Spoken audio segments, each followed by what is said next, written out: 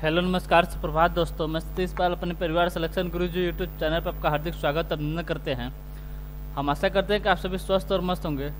तो चलिए हम रोज़ की तरह आज भी जीएस के 20 क्वेश्चन आपके सामने लेकर आए हुए हैं। ठीक है, तो चलिए अपने प्रैक्टिस सेट की तरह पढ़ते हैं और आज के अपने पहले क्वेश्चन को देखते हैं। आज का हमारा पहला क्वेश्चन दिया, निम्नलिखित में से किसने ईस्ट इंडिया एसोसिएशन संगठन की स्थापना की।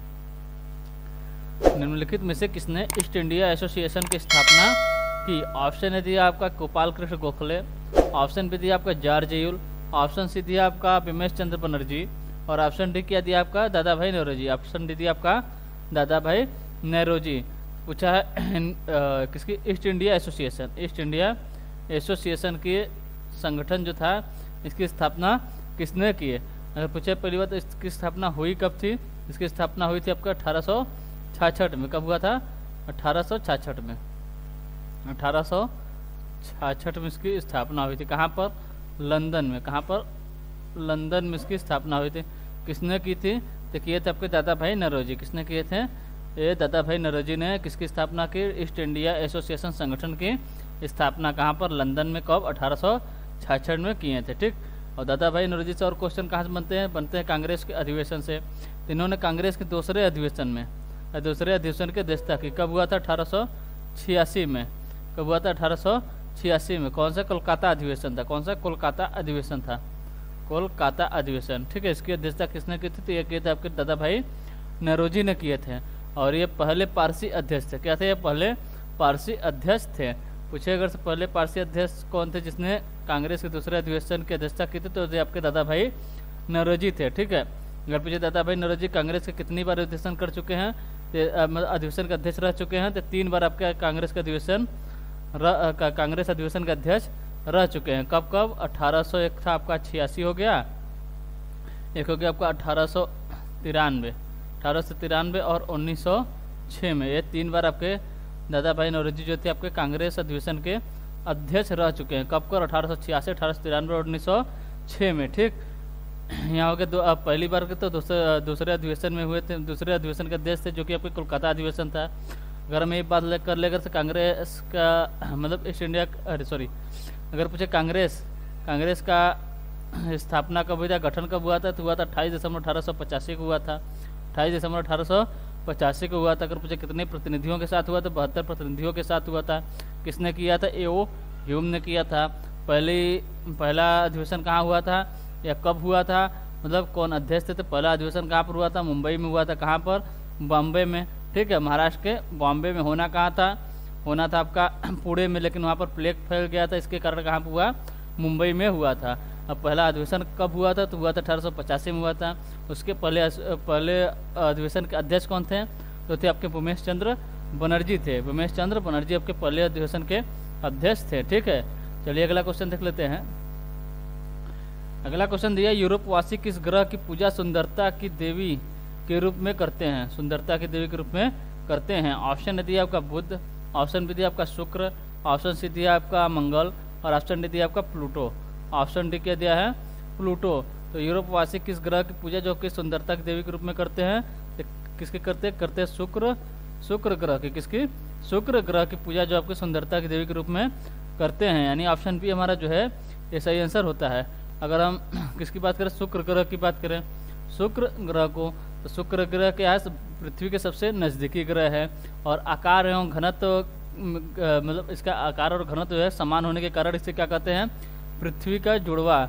मतलब अगर पूछे जुड़वा ग्रह, पृथ्वी का जुड़वा ग्रह किसे कहते हैं, तो कहते हैं आपके शुक्र ग्रह को। ठीक है, और इसे ही क्या कहते हैं? सबसे गर्म ग्रह है। कौन सा है? सबसे गर्म ग्रह पूछे कौन सा है? सबसे गर्म ग्रह पूछे कौन सा है, तो आपका शुक्र ग्रह है। कौन सा है?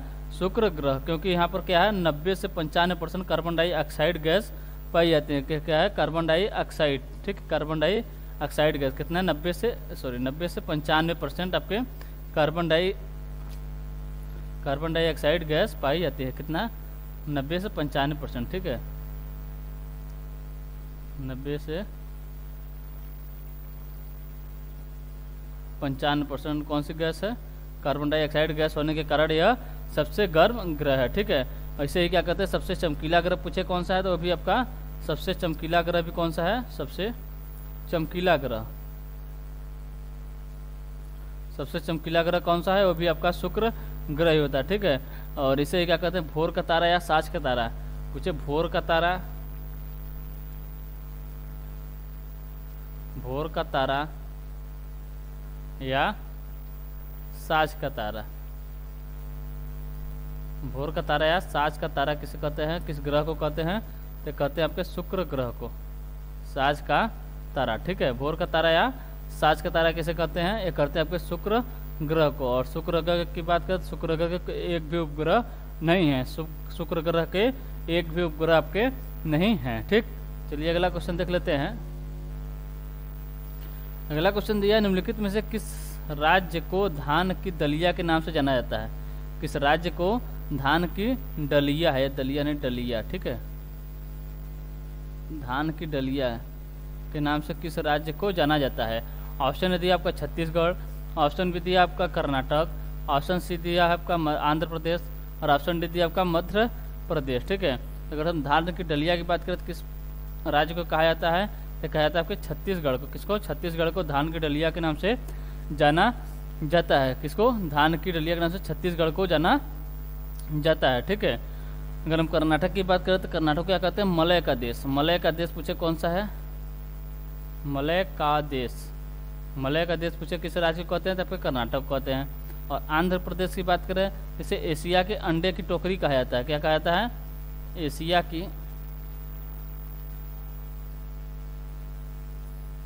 की अंडे की टोकरी, अंडे की टोकरी, एशिया के अंडे की टोकरी के नाम से किसे जाना जाता है? तो जाना जाता है आपके आंध्र प्रदेश को, ठीक है। और मध्य प्रदेश की बात करें तो इसे कहते हैं आपके सोया प्रदेश। क्या? सोया प्रदेश पूछे किसे कहते हैं? यानी सोया प्रदेश के नाम से किसे जानते हैं? जानते हैं आपके मध्य प्रदेश को। एशिया के अंडे की टोकरी कर पूछे किसे कहते हैं?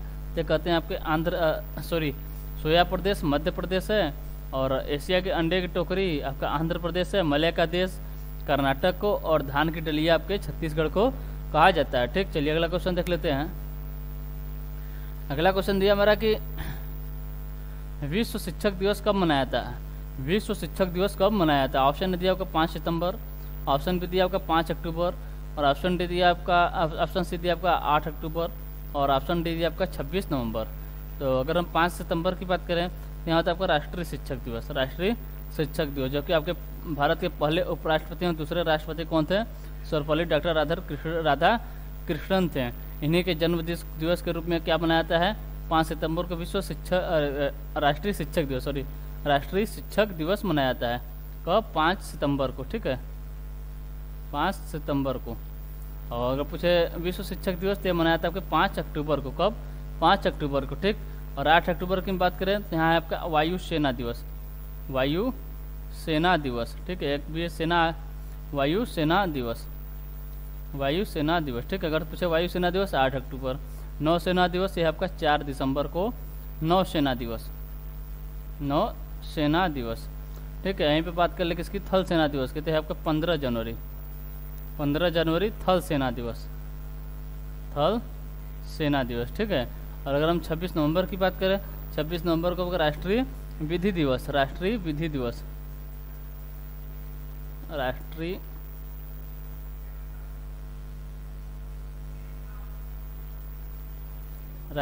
विधि दिवस, ठीक है। राष्ट्रीय विधि दिवस कब मनाया जाता है? ये मनाया जाता है 26 नवंबर को। 5 सितंबर की बात करें तो भारत के प्रथम उपराष्ट्रपति एवं द्वितीय राष्ट्रपति कौन थे? सर्वपल्ली राधाकृष्णन के जन्म दिवस के रूप में 5 सितंबर को राष्ट्रीय शिक्षक दिवस मनाया जाता है। और 5 अक्टूबर को क्या है? विश्व शिक्षक दिवस, और 8 अक्टूबर को वायु सेना दिवस, 4 दिसंबर को नौसेना दिवस, और 15 जनवरी को थल सेना दिवस मनाया जाता है। 26 नवंबर की बात करें, 26 नवंबर को कौन सा दिवस है? 26 नवंबर को आपका विधि दिवस, राष्ट्रीय विधि दिवस, ठीक। चलिए आगे बढ़ते हैं। अगला क्वेश्चन हमारा दिया, तमिलनाडु का सबसे लोकप्रिय नृत्य कौन सा है? तमिलनाडु का सबसे लोकप्रिय नृत्य कौन सा है? ऑप्शन ए दिया आपका कारगम, ऑप्शन बी दिया आपका कुड़ियात्तम, ऑप्शन सी दिया आपका यक्षगान, और ऑप्शन डी दिया आपका कथकली। कथकली की बात करें तो कहाँ का है? आपके केरल का है। कहाँ का है? केरल का शास्त्रीय नृत्य है। यक्षगान की बात करते हैं आपका कर्नाटक का है। कहाँ का? कर्नाटक का नृत्य है, ठीक है। पूछा तमिलनाडु का सबसे लोकप्रिय नृत्य कौन सा है? तो ये आपका कारगम, यानी ऑप्शन ए हमारा जो है ये सही आंसर होता है। अगर पूछे और लोकप्रिय नृत्य, अगर तमिलनाडु के और लोकप्रिय नृत्य की बात कर लें तो जैसे हो गया, पहला हो गया कारगम हो गया, एक है आपका करगट्टम। क्या है? करगट्टम। करगट्टम कहाँ का लोक नृत्य है? आपके तमिलनाडु का है। फिर है आपका कावड़ी। क्या है? कावड़ी अट्टम। कावड़ी अट्टम। कावड़ी अट्टम कहाँ के? भी आपके तमिलनाडु का है। फिर बात करें किसका? कोलट्टम। कोलट्टम, ठीक है। फिर आपका नोंदी नाटकम।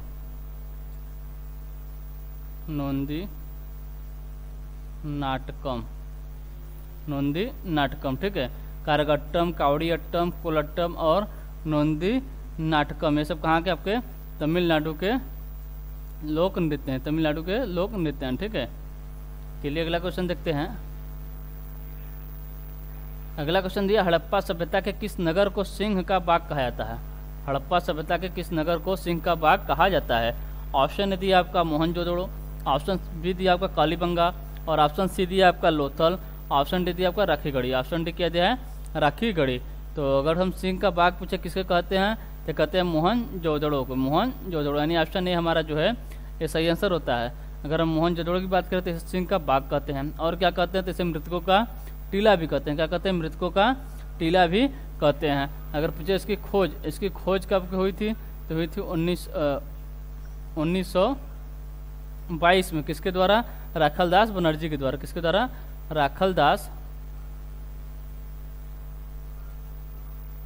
राखलदास बनर्जी के द्वारा, ठीक है। राखलदास बनर्जी के द्वारा 1922 में किसकी खोज हुई? मोहनजोदड़ो की खोज हुई। अगर पूछे है कहाँ पर है? आपके पाकिस्तान के सिंध प्रांत में है। कहाँ पर है? पाकिस्तान के सिंध प्रांत में है, ठीक है। पाकिस्तान के सिंध प्रांत में है, ठीक।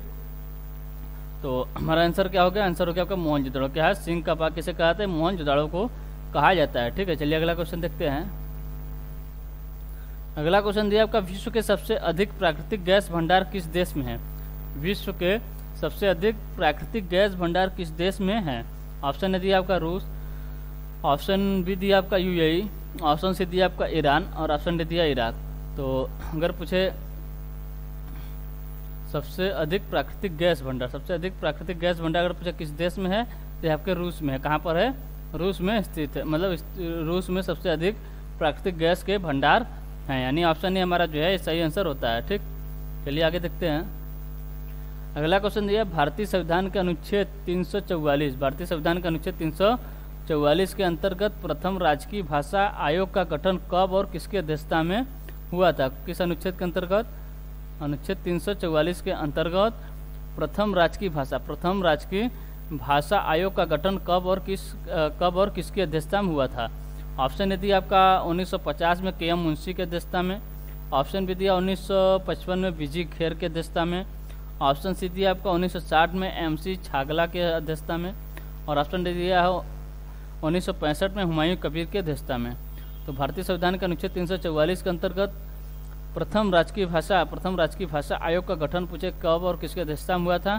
तो हुआ था आपका 1955 में बीजी खेर की अध्यक्षता में हुआ था, यानी ऑप्शन बी हमारा जो है ये सही आंसर होता है, ठीक है। चलिए अगला क्वेश्चन देखते हैं।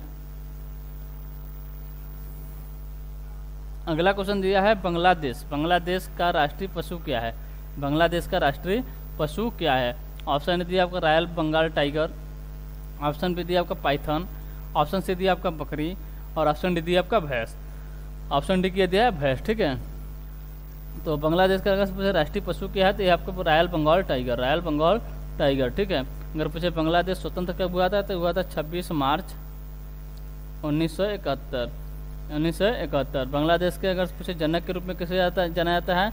शेख मुजीबुर रहमान को जाना जाता है, ठीक है। बांग्लादेश के जनक यानी जैसे देश के पूछे अपने महात्मा गांधी क्या कहते हैं? देश के राष्ट्रपिता, भारत के राष्ट्रपिता महात्मा गांधी को होते हैं, तो उसी प्रकार बांग्लादेश के राष्ट्रपिता पूछे कौन है तो आपके शेख मुजीबुर रहमान है, ठीक है। और अगर पूछे बांग्लादेश को 1971 से पहले किस नाम से जाना जाता था? पूर्वी पाकिस्तान के नाम से। किस नाम से? पूर्वी पाकिस्तान के नाम से जाना जाता था। कब? 1971 से पहले, ठीक है। चलिए अगला क्वेश्चन देखते हैं। अगला क्वेश्चन दिया है अशोक के किस शिलालेख में कलिंग युद्ध का विवरण है। अशोक के किस अभिलेख में कलिंग युद्ध का विवरण है। ऑप्शन दिया आपका 12वां अभिलेख, ऑप्शन बी दिया 13वां अभिलेख, ऑप्शन सी दिया आपका 14वां अभिलेख और ऑप्शन डी दिया आपका 7वें अभिलेख। तो टोटल कितने शिलालेख हैं? टोटल आपके 14 शिलालेख हैं। ठीक है, इसमें जो है आपका 13वां शिलालेख है जिसमें कलिंग युद्ध का विवरण दिया गया, किसमें? 13वें शिलालेख में, यानी ऑप्शन बी हमारा जो है सही आंसर होता है। ठीक है, और 13वां शिलालेख सबसे बड़ा शिलालेख है। अगर पूछे कलिंग का युद्ध कब हुआ था, तो हुआ था 261 BC में। कब हुआ था? 261 BC में कलिंग का युद्ध हुआ था। अगर पूछे किस नदी के तट पर हुआ था, तो हुआ था आपका दया नदी के तट पर हुआ था। किस नदी के तट पर? दया नदी के तट पर आपका कलिंग युद्ध हुआ था। कहाँ पर? दया नदी के तट पर हुआ था। ठीक है, चलिए अगला क्वेश्चन देखते हैं। अगला क्वेश्चन दिया समतल सतह पर गिराए जाने पर जल की बूंदें हमेशा गोल आकार क्यों धारण कर लेती हैं? हमेशा गोल आकार क्यों धारण कर लेती हैं? ठीक है, ऑप्शन ने दिया आपको गुरुत्वाकर्षण के कारण, ऑप्शन बी दिया वायुमंडलीय दाब के कारण, ऑप्शन से दिया वायु में मौजूद भंवर धारा के कारण और ऑप्शन डी दिया आपका अणुओं के द्वारा पृष्ठ तनाव के कारण।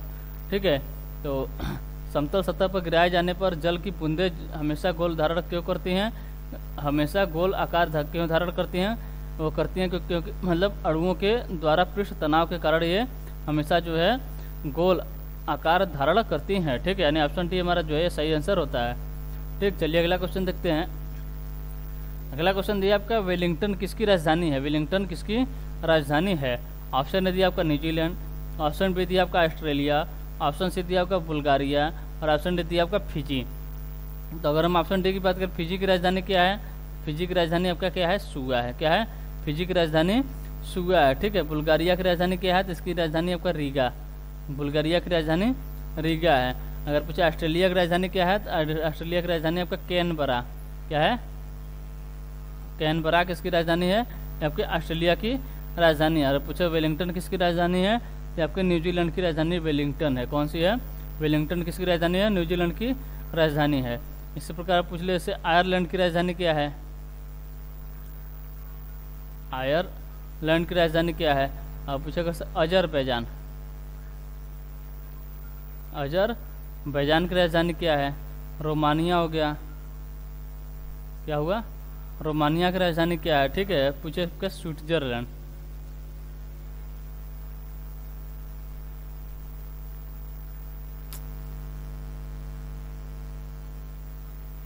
किसकी पूछे? स्विट्जरलैंड। किसकी? आयरलैंड, अजरबैजान, रोमानिया और स्विट्जरलैंड।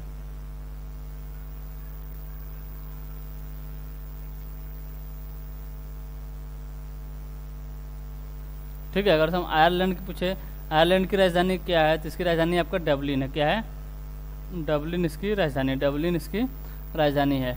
अजरबैजान की बात करें, अजरबैजान की राजधानी क्या है? इसकी राजधानी आपकी बाकू। क्या है?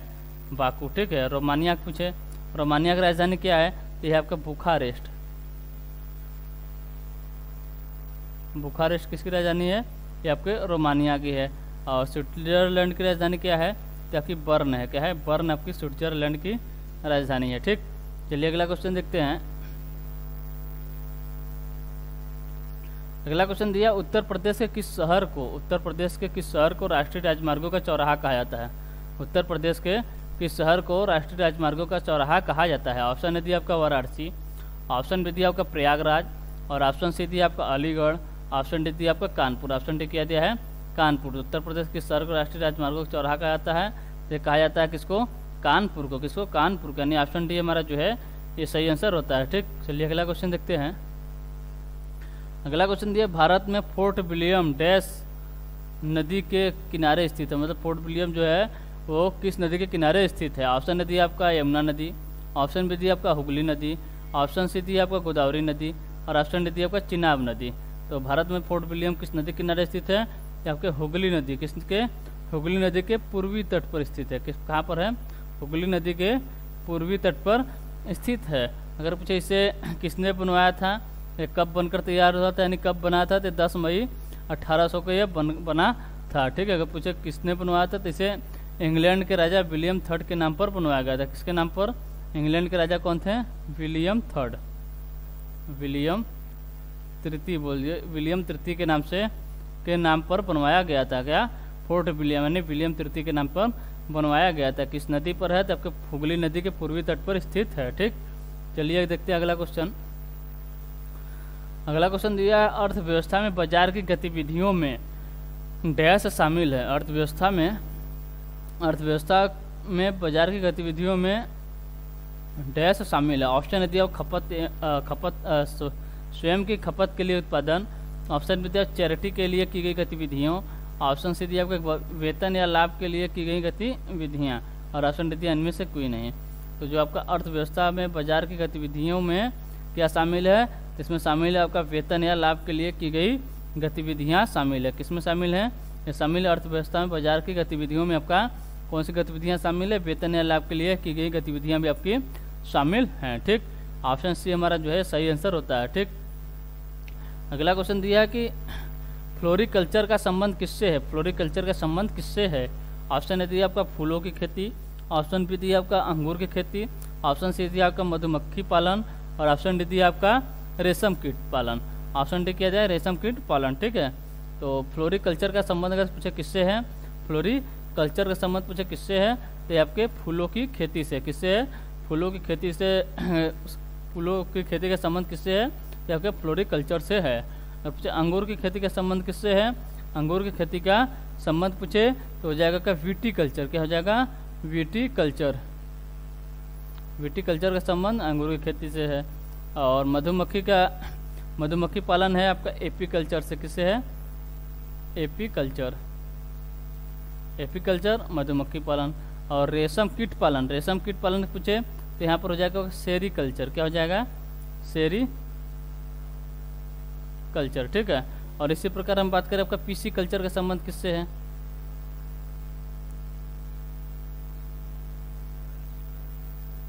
पीसी कल्चर का संबंध यहाँ पर लिखते हैं। ठीक है, किसका पूछ रहा है? पीसी कल्चर ना।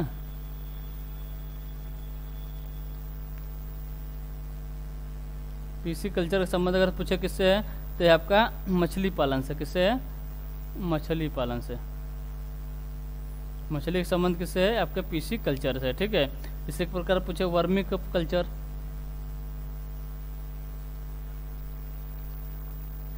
वर्मी कल्चर किससे है? तो आपका केचुआ पालन से। किससे है?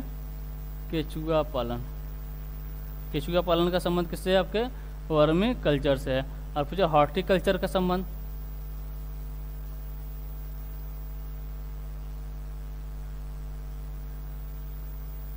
हॉर्टिकल्चर का संबंध किससे है? तो आपके बागवानी से। किससे है?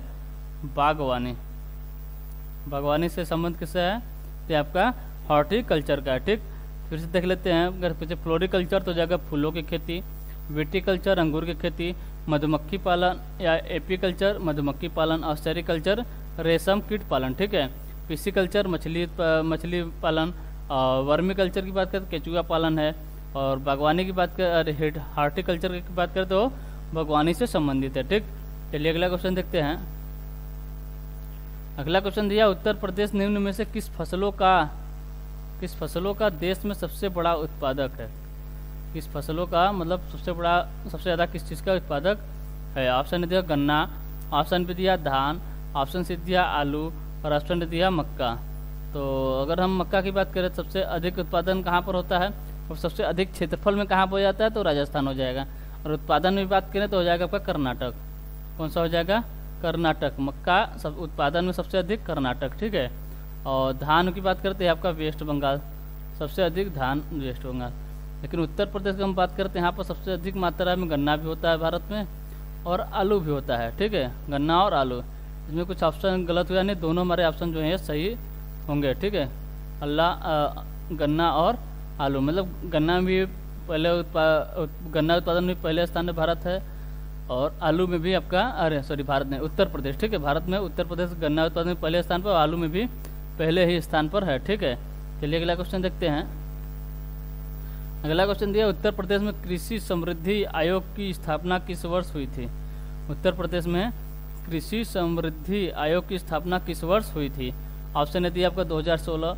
ऑप्शन बी दिया आपका 2017। और ऑप्शन डी दिया आपका 2018। और ऑप्शन डी दिया 2020 में। ठीक है, अगर पूछे उत्तर प्रदेश में कृषि समृद्धि आयोग की स्थापना किस वर्ष हुई थी, पहले बात कर लें। अगर पूछे किसने किया था, तो किए थे आपके उत्तर प्रदेश का सीएम वर्तमान में कौन है, सीएम आदित्यनाथ योगी जी। कौन थे, योगी जी ने किया था, ठीक है, योगी जी ने किया था। इसका लक्ष्य रखा गया था 2022 तक। कब तक, 2022 तक जो किसान हैं उनकी आमदनी दोगुना करने के लिए, ठीक है। और पूछे एक इसके मतलब कृषि समृद्धि आयोग की स्थापना कब हुई थी, ये हुई थी 2017 में, अप्रैल 2017 में सीएम आदित्यनाथ योगी ने इसकी स्थापना की थी। किसके लिए, कि 2022 तक इसका लक्ष्य रखा गया, 2022 तक किसान की आमदनी जो है उनको दोगुना करने के लिए, ठीक। चलिए अगला क्वेश्चन देखते हैं।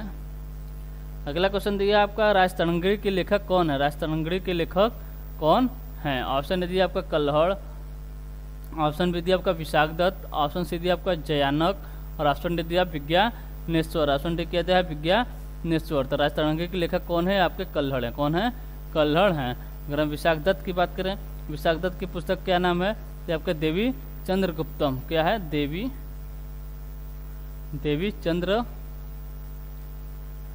देवी चंद्रगुप्तम। पूछे किसकी पुस्तक है, ये आपके विशाखदत्त की है। अगर पूछे जयानक की पुस्तक कौन से है, तो आपके पृथ्वीराज